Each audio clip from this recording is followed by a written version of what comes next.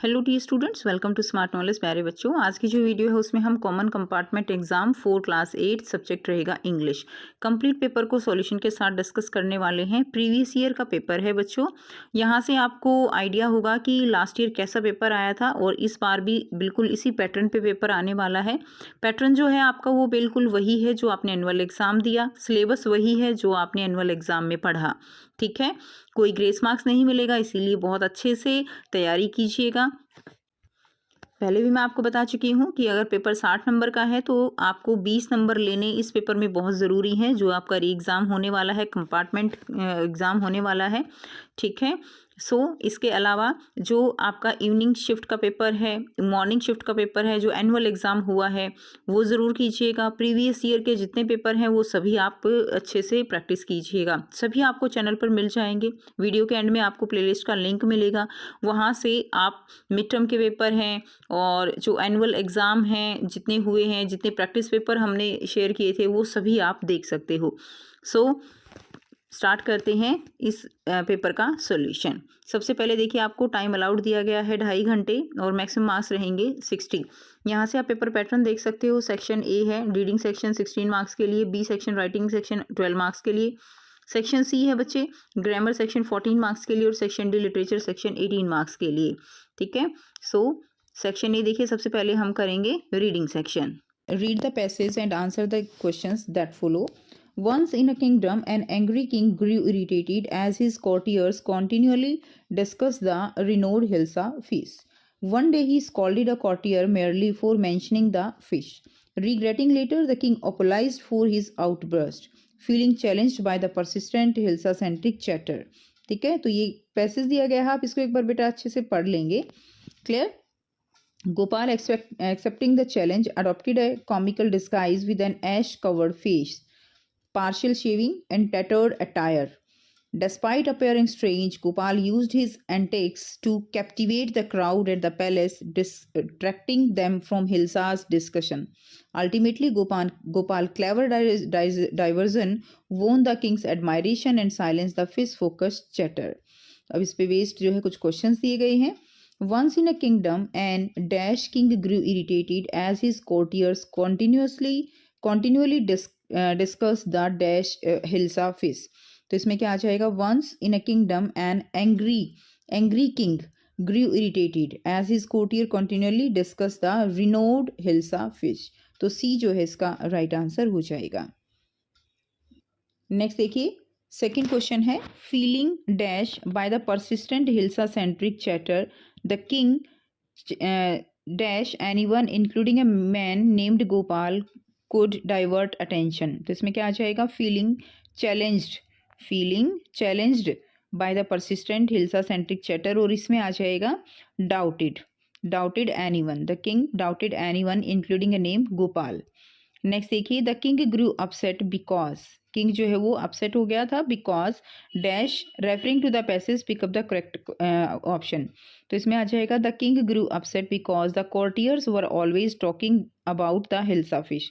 जो कोर्टियर्स थे वो हमेशा किसके बारे में बात करते थे? हिल्सा फिश के बारे में बात करते थे। विच of the statement is incorrect? इसमें आपको इनकरेक्ट स्टेटमेंट बतानी है। Gopal failed the challenge of making people not talk about the hilsa fish. तो यही जो है इसमें क्या है? इनकरेक्ट स्टेटमेंट है। बाकी तो सारी ठीक है, आपने ऊपर पैसेज को पढ़ा है अच्छे से। The king was angry when everyone was talking about the hilsa fish only. Gopal went to the market with a completely changed appearance. Gopal, ठीक है। उसके बाद डी है the king admired the clever trick used by Gopal. तो ये तीनों ही स्टेटमेंट ठीक है, ये जो फर्स्ट स्टेटमेंट है ये गलत है। नेक्स्ट देखिए, क्वेश्चन नंबर 5 है in the statement Gopal used his antics to captivate the crowd at the palace, which of the following option corresponds to the word captivate. तो कैप्टिवेट का मतलब क्या होता है? कैप्टिवेट का मतलब होता है अट्रैक्ट। ठीक है, कैप्टिवेट का मीनिंग क्या होता है? सही, अट्रैक्ट जो है कैप्टिवेट का मीनिंग होता है। तो डी ऑप्शन इसका राइट आंसर हो जाएगा। नेक्स्ट देखिए, नेक्स्ट सेकंड जो है पैसेज दिया गया है, you have to answer the questions that follow. So in a recently conducted survey done among student age 7 to 14, it was found that a shocking 90% of them own and regularly use mobile phones. एक recently जो है सर्वे जो किया गया और 7 to 14 as के बच्चों का, तो ये पाया गया कि 90% जो बच्चे हैं वो मोबाइल फ़ोन्स का यूज़ करते हैं। Among these 75% reported using their phones for educational purpose, तो 75% इसमें एजुकेशनल पर्पस के लिए यूज़ करते हैं, such as accessing learning apps and researching information for school project. Additionally, 85% of students use their mobile phones for entertainment, playing games and watching educational videos. Surprisingly, 60% of students mention using their phones for communication with friends, family, highlighting the social characteristic of mobile phone uses. However, it is crucial to note that 95% of parents express concern about excessive screen time. ठीक है, 95% जो parents हैं उन्होंने ये concern दिखाया है कि बहुत ज़्यादा स्क्रीन टाइम होता है बच्चों का, and have implemented rules to manage phone use, कि इसके रिगार्डिंग जो है कुछ रूल्स इम्प्लीमेंट होने चाहिए जिससे कि मोबाइल फ़ोन का यूज़ जो है वो कम से कम किया जा सके।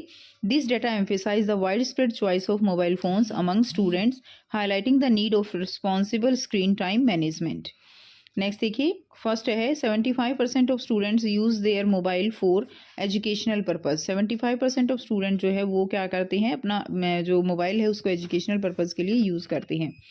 According to the survey, 90% of the student age 7 to 14 they own and regularly use their mobile phone. C इसका राइट आंसर हो जाएगा। थर्ड है, what percentage of students use their mobile phones for entertaining including playing games and watch educational TV, तो इसमें आपका answer D हो जाएगा 85%। Next देखिए, द फोर्थ है, the social characteristic of mobile phone using mention in the passage is, तो social characteristic क्या है, communication with friends and family. ठीक है, इससे जो है इसको भी इसकी वजह से भी बच्चे यूज़ करते हैं।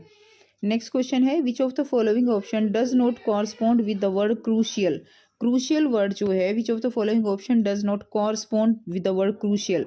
क्रूशियल का मतलब क्या है, असेंशियल होता है, क्रूशियल का मतलब वाइटल होता है, नेसेसरी होता है। ठीक है, but crucial is not related to the word unimportant. ठीक है, क्या हो जाएगा, अनइम्पोर्टेंट जो है इसका राइट आंसर हो जाएगा। नेक्स्ट देखिए, सेक्शन बी राइटिंग सेक्शन दिया गया है। नेक्स्ट देखिए, सेक्शन बी दिया गया है, राइटिंग सेक्शन है। क्वेश्चन नंबर 3 है, do any one of the following question, write a letter to your friend telling him her about the celebration of Earth Day in your school. ठीक है, तो ये आपको करना है। तो देखिए इसका आंसर क्या रहेगा, तो आपको अर्थ डे के ऊपर अपने फ्रेंड को लेटर लिखना है। तो सबसे पहले आप अपना एड्रेस लिख देंगे, डेट लिख देंगे एंड डियर जो भी आपके फ्रेंड का नाम होगा। ये कॉमन फॉर्मेट है लेटर लिखने के लिए, तो आप इसमें जो है अपने तरीके से एड्रेस लिखेंगे, डेट लिखेंगे और फ्रेंड्स का नाम लिखेंगे। Now hope you are doing well. I wanted to share my experience of Earth Day celebration at school. The event started with a special assembly. जो event है वो special assembly के साथ शुरू हुआ, where our principal spoke about protecting the environment. We planted trees, participated in poster making competition and conducting a cleanliness drive. ठीक है, क्योंकि अर्थ डे है तो उसमें कुछ इस तरह की एक्टिविटीज़ रहेंगी। द इको क्लब प्रेजेंटेड, अब जो भी अर्थ डे का सेलिब्रेशन होता है वो कौन करता है स्कूल्स में, इको क्लब करते हैं। Eco club presented a thought provoking skit on pollution and we took a pledge to adopt eco-friendly habits. It was both fun and inspiring, reminding us of our duty to care for nature. Looking forward to hearing from you. ठीक है, तो warm regards your name, तो ये जो है format हो जाएगा, तो ये आप लिख लेंगे। सो इसके आप स्क्रीनशॉट ले सकते हो या इसको आप ऐसे ही कॉपी में लिख सकते हो। नेक्स्ट देखिए, राइट डायरी एंट्री, और में दिया गया है, write a diary entry about the message you got from the poem, read in class about freedom, refer to the poem the last bargain. ठीक है, तो देखिए इसमें क्या लिखेंगे, डायरी एंट्री करनी है जो मैसेज आपको मिला फ्रीडम पोएम से उसके रिगार्डिंग। डायरी एंट्री, ठीक है, डेट लिखेंगे सबसे पहले, उसके बाद देखिए, today in class we read the poem the last bargain by Rabindranath Tagore. The poem convey a beautiful message about freedom. It shows that power, wealth and beauty cannot bring true happiness or liberation. कि ये जो चीज़ें हैं, ठीक है, power, wealth and beauty cannot bring the happiness or liberation. True freedom is found in innocence, simplicity and genuine love. The poet's final message was that the best bargain in life is the one made with greed or selfishness. It made me realize that freedom is not something external but a state of mind and heart. ठीक है, तो ये इसका answer हो जाएगा कि freedom जो है वो किस लिए ज़रूरी है। So good night. नेक्स्ट देखिए, क्वेश्चन नंबर 4 है, do any one of the following questions, right a story on saving an injured animal और बर्ड। तो ये स्टोरी दी गई है, ये आपको कंप्लीट करनी है कि एक इंजर्ड एनिमल है या कोई भी बर्ड है तो उसके लिए आपने क्या किया, कैसे उसके लिए आपने जो हीलअप का काम किया, ठीक है, और किस तरह से आपने प्राउड फील किया, उस तरह से ये स्टोरी कंप्लीट करनी है। तो देखिए किस तरह से लिखेंगे। द लिटिल बर्ड रेस्क्यू, ठीक है। One sunny morning Anshu was strolling in his garden when he spotted a small bird on the ground. एक बर्ड जो है वो नीचे गिरा हुआ था। It's wing bent and injured, उसके जो विंग हैं वो बेंट हो गए थे और इंजर्ड हो गए। द बर्ड लुक्ड फ्राइटेंड, जो बर्ड है वो बड़ा डरा हुआ सा लग रहा था। Gently Anshu picked it up, speaking softly, don't worry little one, I will help you. He cleaned the wound carefully, applied some antiseptic and offered seeds and water. उसने उसको अच्छे से साफ किया, ठीक है, उसको सीड्स दिए, वाटर दिया। Over the next few days, Anshu nurtured the bird with love and care. Gradually, its wing healed and the fear in its eye faded. One bright day, the bird fluttered its wings, ready to fly. Anshu took it outside and released it. With a happy chirp, it soared into the sky, circling once before vanishing into the clouds. Anshu smiled proudly, knowing he had made a difference. ठीक है, तो ये इसका answer हो जाएगा। Next देखिए, और में दिया गया है, look at the data given below representing the percentage of commuters using various public transport modes in Delhi. Write a short paragraph what you can understand from the information about the type of transportation people like using Delhi। तो दिल्ली में देखिए mode of transport की यहाँ पे data दिया गया है। Metro 35% है, बस 25% है, auto rickshaw 20, bicycle 10, walking 5 and car also 5। सो आपको जो है इस पे कंप्लीट क्या करना है, शॉर्ट पैराग्राफ लिखना है, ठीक है। तो देखिए, based on the data provided, it can be understood that metro services are the most popular mode of transportation। Metro जो है 35% है, तो वो सबसे पॉपुलर मोड है ट्रांसपोर्टेशन का इन दिल्ली। सो with 35% of commuters using it daily, this is likely due to its efficiency and wide network. Buses are also widely used by 25% of the population as a convenient and affordable public transport option. Auto rickshaws come next with 20% uses, providing flexibility for short distance travel. Bicycles are used by 10% of people, ठीक है, bicycles केवल 10% लोग use करते हैं, reflecting an eco-friendly and healthy commuting choice. Walking and private cars share the lowest use of 5% each, possibly due to the city traffic and infrastructure। बहुत कम लोग हैं जो कार का इस्तेमाल करते हैं और मेट्रो लेना ज़्यादा पसंद करते हैं। So the data reflect the preference for efficient and cost effective transportation। तो ये इसका आंसर हो जाएगा। नेक्स्ट देखिए, नेक्स्ट क्वेश्चन करेंगे। ग्रामर सेक्शन दिया गया है, choose the correct option. It was a cold morning and stars glowed in the sky. It was a cold morning and stars glows in the sky, ये answer हो जाएगा। She dash watching a cricket match on TV. She is watching a cricket match on TV. Dash old man was walking along the road, तो an old man आ जाएगा। Next देखिए, I dash not feeling well today, तो I के साथ क्या आ जाएगा, I am not feeling well today. Next देखिए, she is thinking about writing dash letter to her friend, तो she is thinking writing a letter. She is thinking about writing a letter to her friend. Next है, fill in the blanks with the correct option. The story was interesting but too long. The story was interesting but too long. He will play if he gets turn today, वह खेलेगा अगर उसकी जो है उसको एक turn जो है आज मिलती है तो। टॉम एंड आएगा, Tom and Jerry is my favourite cartoon show. You dash exercise daily to stay fit, you must exercise daily, तो मस्ट आ जाएगा। Dash I use your pen, can I use your pen, fifth का आंसर can आ जाएगा। Next देखिए, fill in the blanks with correct prepositions, तो preposition बतानी है आपको इसमें। फर्स्ट है, I have never been to Mumbai, इसमें आ जाएगा टू। सेकेंड है, you had a fall dash हुड्रो and cut your left knee, तो इसमें आ जाएगा you had a fall in, ठीक है।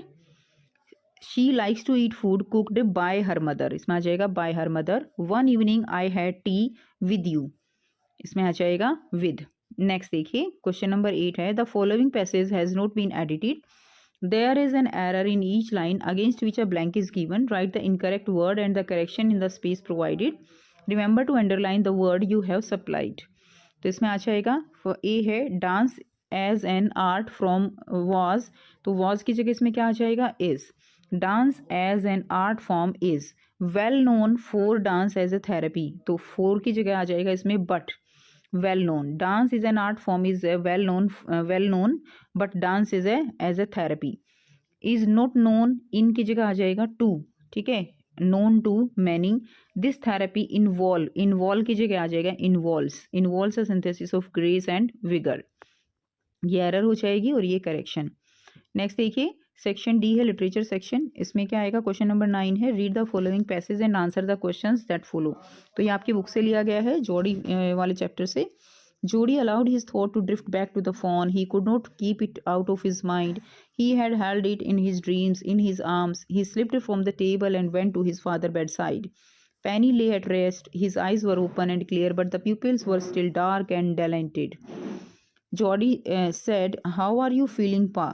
ठीक है, तुम कैसा फील कर रहे हो पा? Just fine son, old death has gone thieving elsewhere but was not is a close shave. I agree, Penny said. I am proud of you, boy, the way you kept your head and did what was needed. तो answer इसमें question दिए गए हैं। First है जोड़ी couldn't keep the thought of the phone out of his mind, तो जोड़ी जो है अपने माइंड से जो फोन का थॉट था वो निकाल नहीं सका था। Jody dash from the table, Jody slipped from the table and went to his father's beside. Third है Penny was proud of Jody wisdom, ठीक है, उसको उसकी विजडम पे प्राउड था, तो पैनी was proud of Jordi is wisdom. Question number 10 है read the following stanza and answer the following questions that follow. When the jet reached 10,000 feet, it was clear why the country had cities where the river run and why the valleys were populated. The logic of geography, the land the water attracted man, was clearly delineated. When the jet reached 10,000 feet, तो ये pome आपने ज़रूर पढ़ी है कि जब हम ऊपर से देखते हैं तो कोई बाउंड्रीज नहीं दिखाई देती, लेकिन अगर हम अर्थ पे देखें तो इतने फ्रैक्शंस हैं हर कंट्रीज़ के बीच में, लोगों के बीच में। Name the pome and the poet, तो पोएम का नाम क्या है, ज्योग्राफी लेसन, एंड पोइट कौन है इसके, Zulfikar Ghose, C will be the right answer. Next देखिए when the dash reached 10,000 feet, when the jet reached 10,000 feet, it was clear that country had cities, क्योंकि कंट्री के अंदर क्या है, अलग अलग शहर हैं। The cities were close to rivers and valleys were populated, ठीक है, cities were close to rivers and valleys were populated। Next देखिए question number 11, answer the following questions in 30 to 40 words, ठीक है, तो इसमें देखिए how did the 13 years old girl मेघना reach the seashore, जो 13 year old गर्ल है मेघना वो सी शोर तक कैसे पहुंची, तो ये आपको बताना है। तो आंसर देखेंगे,